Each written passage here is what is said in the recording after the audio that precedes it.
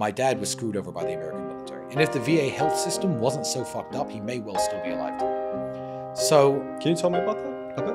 How was he screwed over exactly? So essentially, in 45 seconds, the way he was screwed over and the way I know he was screwed over is this. He was essentially given an honorable discharge and said, here, we think you have a personality disorder, so you're not allowed to have your security clearance. And instead of saying okay and taking the 50 grand a year, the good salary they offered him, he said, no, I'm not signing a piece of paper saying I'm crazy. Fuck you. So he fought and fought and fought, lost all the family's money by the time I was 2, so I never remember having any money. Flat broke, went into debt, trying to get his job back in the military. It never worked. I mean, it was this crusade he was on his whole life, and it never ever worked. And the biggest middle finger he ever got from the American military was about 4 years before he died. He said, look, 4 years before he died, me and Andrew didn't have much money.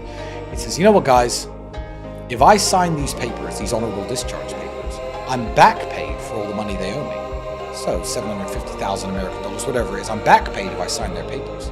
So he went to the VA center and said, you know what, I'll sign your stupid papers. They went, no, you know what, Emory, you actually think you're mentally sound. That was a mistake.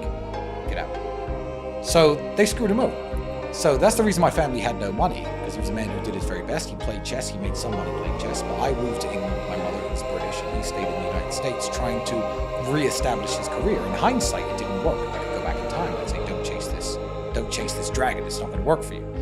But I was a kid at the time. He did the best that he did the best that he knew at the time, and he tried his best to get his career back. So yeah, when I moved to England, I was flat broke. And as I progress in wealth and power and influence and make the friends I need to and get the connections I need to, I will have my father's military record cleaned. That's on my to-do list. I will have you say that you him over and you shouldn't have discharged him. Somebody is one day going to sign a paper saying that, apologizing for what they did to him. One day.